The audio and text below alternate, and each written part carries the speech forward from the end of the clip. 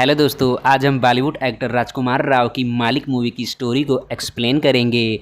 Movie की शुरुआत एक हवेली से होती है जिसके अंदर एक खूंखार गैंगस्टर छिपा होता है। असल में वह गैंगस्टर एकदम से घायल और खून से लथपथ होता है। उसे एक गोली भी लगी हुई थी कि तभी वहां पुलिस आ जाती है और उस हवेली को चारों तरफ से घेर लेती है।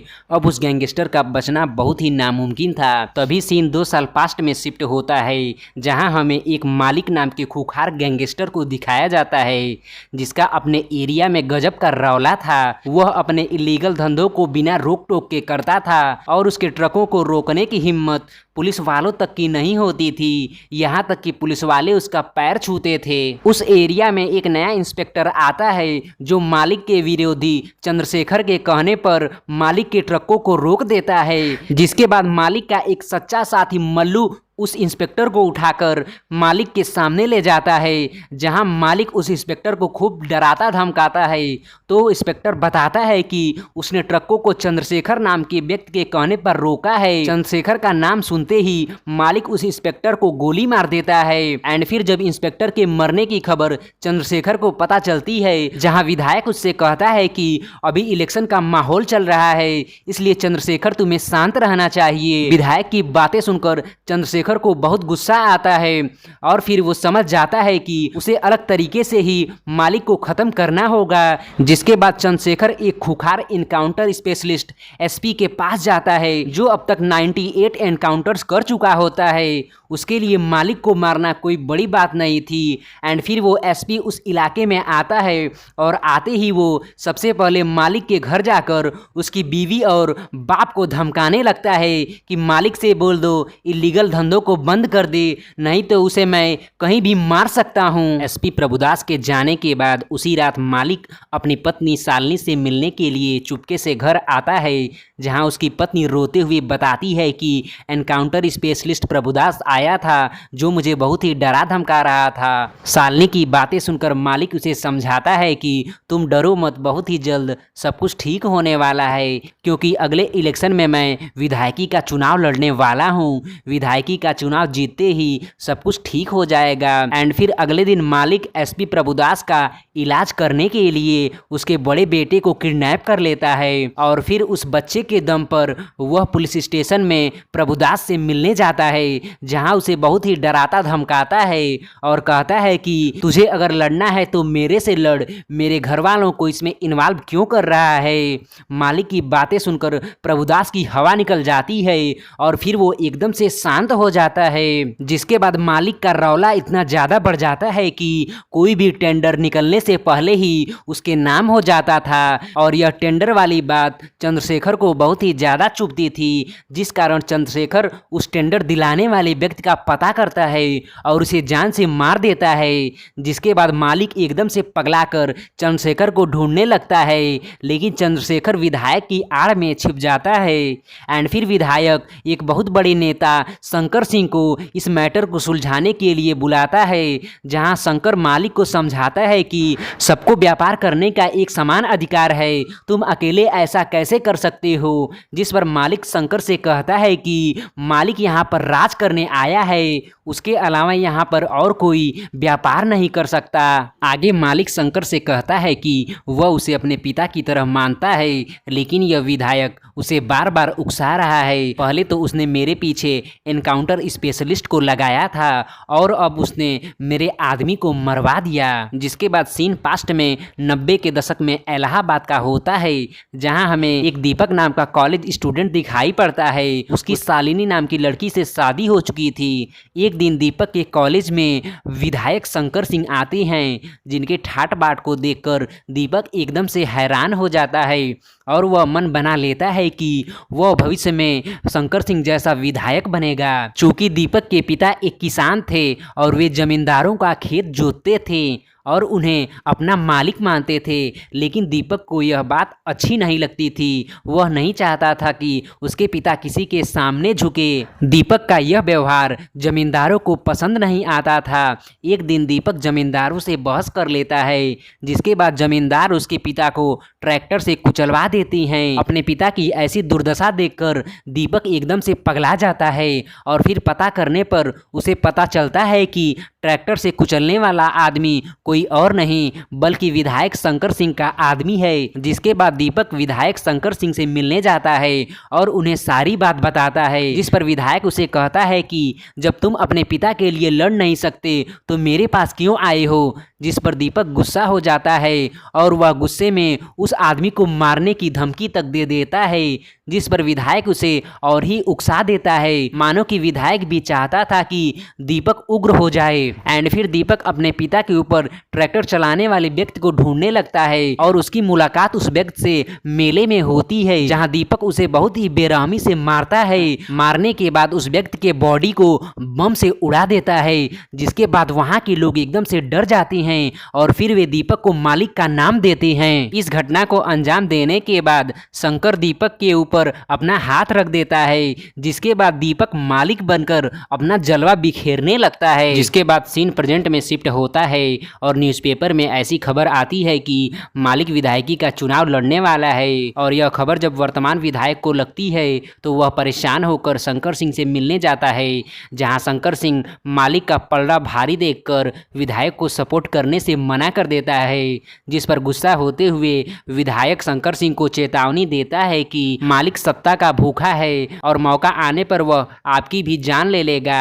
एंड फिर विधायक चंद्रशेखर के पास जाकर मालिक के चुनाव लड़ने की खबर बताता है, जिसके बाद दोनों मिलकर एसपी प्रभुदास के पास जाते हैं और उसे बहुत ही भड़काते हैं कि तुम तो मालिक के डर से चूहे के जैसे बिल में छिप गए हो। जिस पर प्रभुदास बताता है कि मैं चूहे की तरह बिल में छिपा नहीं हूँ बल्कि मौके का इंतजार कर रहा हूँ, क्योंकि मुझे अभी तक मालिक के अड्डे का पता नहीं था, लेकिन अब मुझे पता चल गया है। देखो आगे मैं क्या करता हूँ। एंड फिर अगले दिन एसपी प्रभुदास पुलिस फोर्स लेकर मालिक के अड्डे पर छापा मार देता है और फिर वहाँ मालिक के लोगों को गोली मारने लगता है। जिसके बाद मालिक एकदम से परेशान हो जाता है, लेकिन मालिक का दोस्त मल्लू उससे कहता है कि इस समय चुनाव का माहौल चल रहा है और आपको इन झगड़ों में नहीं पड़ना चाहिए, आप यहाँ से निकल जाइए। जिसके बाद मालिक वहाँ से चुपचाप निकल जाता है और फिर कुछ दिनों के लिए मालिक अंडरग्राउंड हो जाता है, जिसका फायदा उठाकर चंद्रशेखर मालिक के सारे टेंडर्स को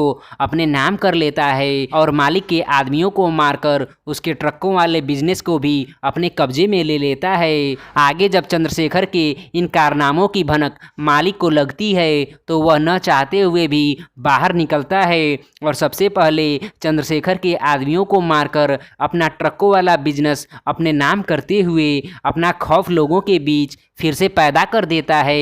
इन सबके बीच काफ़ी ज़्यादा खून खराबा होने के कारण शंकर मालिक और विधायक को बुलाकर समझौता कराने की कोशिश करता है, जहां मालिक साफ साफ बता देता है कि वह चुनाव अपने दम पर लड़ेगा और जीतेगा भी और इसके बीच जो भी आएगा वह उसे छोड़ेगा नहीं। एंड फिर आगे मालिक शंकर से बताता है कि मुझे आपकी भी ज़रूरत नहीं है और आप भी मेरे बीच मत आइएगा, नहीं तो मैं आपको भी नहीं छोड़ूंगा। मालिक की यह बात सुनकर शंकर एकदम से घबरा जाता है, जिसके बाद शंकर, चंद्रशेखर, विधायक और एसपी प्रभुदास मालिक को मारने के लिए एक हो जाते हैं। जिसके बाद एसपी पूरे इलाहाबाद में नाकाबंदी कर देता है और चुन चुनकर मालिक के लोगों और उनके परिवार को बड़ी ही बेरहमी से मारने लगता है। यहाँ तक कि वह गाँव वालों को भी धमकी देता है कि अगर कोई मालिक की मदद करेगा तो वह उसे जिंदा नहीं छोड़ेगा। आगे मालिक को इन सब के बारे में पता चलता है तो वह समझ जाता है कि एसपी के पीछे अब विधायक नहीं बल्कि शंकर सिंह का भी हाथ है। जिसके बाद मालिक का दिमाग एकदम से फिर जाता है और फिर वह अपने लोगों को लेकर शंकर सिंह के घर डायरेक्ट पहुंच जाता है, जहां बाहर खड़े होकर वह शंकर सिंह के घर पर अंधाधुंध गोली फायर करता है और फिर घर के अंदर जाकर वह शंकर सिंह को भी जान से मार देता है। अगले दिन जब शालिनी को यह पता चलता है कि मालिक ने शंकर सिंह की हत्या कर दी है तो वह तुरंत मालिक से जाकर मिलती है और उससे कहती है कि तुम कुछ दिनों के लिए अंडरग्राउंड हो जाओ जब तक कि यह मैटर शांत न हो जाए। जिस पर मालिक कहता है कि मैं इस दुनिया में बहुत आगे बढ़ चुका हूँ, अब मैं नहीं रुक सकता। तब शालिनी कहती है कि तुम हमारे लिए नहीं तो अपने आने वाले बच्चे के लिए रुक जाओ। मतलब कि शालिनी अब प्रेग्नेंट हो चुकी है। और जब इसका पता मालिक को चलता है तो वह बहुत खुश हो जाता है। मालिक का मूड अच्छा देखकर शालिनी उससे कहती है कि मैं नहीं चाहती कि हमारे होने वाले बच्चे को लोग मुजरिम का बच्चा कहकर पुकारें, इसलिए मैं चाहती हूँ कि तुम हमेशा के लिए यह जुर्म की दुनिया छोड़ दो और जाकर कोर्ट में सरेंडर कर दो। अपने होने वाले बच्चे के लिए मालिक शालिनी की बात मान जाता है और मालिक की बात सुनकर शालिनी खुशी खुशी घर चली जाती है।